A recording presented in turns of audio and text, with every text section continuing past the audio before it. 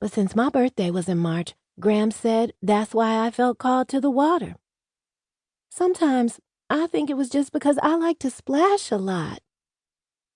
Grams shook her head. Oh, no, sweetheart.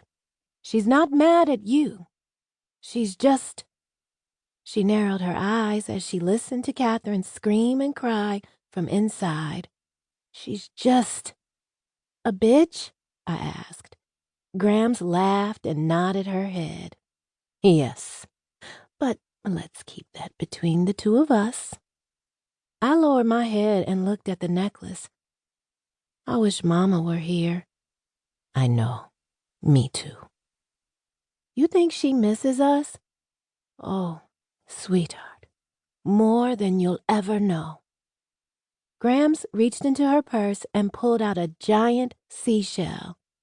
Here, listen to this. She placed the shell against my ear. You hear that? It sounds like the ocean, I exclaimed. Yes, it does. And that's where your mother is now. She's now a part of the ocean of the other realm. I frowned. Can she come back?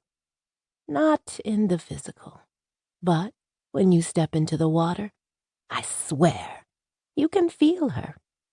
Remember how I told you about Yamiya? How she protects us all? I nodded. Well, your mom has joined the goddess in the ocean, and whenever you need to feel her, you can go stand in the water and breathe in her love. Plus, you can make wishes in the ocean, and they will help make them come true. I narrowed my eyes.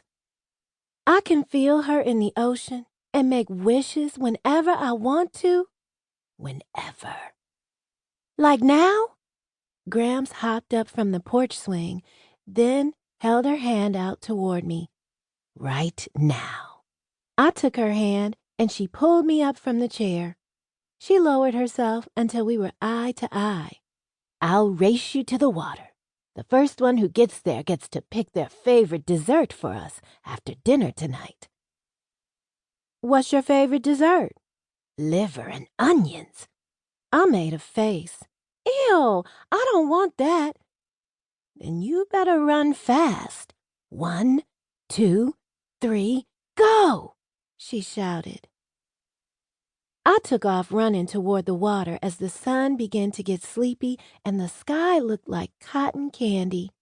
My arms flung in the air as I dashed as fast as my legs allowed. I fell into the water.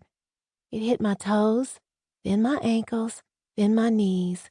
I swung around as the waves splashed against me, and Grams joined me not long after. We laughed and danced and felt Mama's love as the water moved with us. Maybe Grams was right. Maybe Mama was a part of the ocean. That made me happy because that meant I could talk to her whenever I needed to, just by walking into the water. Plus, Grams said I could see Mama when I looked at myself, too. From my natural coiled hair to my brown skin. Every piece of me looked just like Mama, even my eyes and nose. We stayed in the water for a long time. It wasn't until Kevin came walking toward the shore that we stopped our splashing. He seemed tired and a little sad, but he'd looked that way for a while now, ever since Mama became a part of the ocean.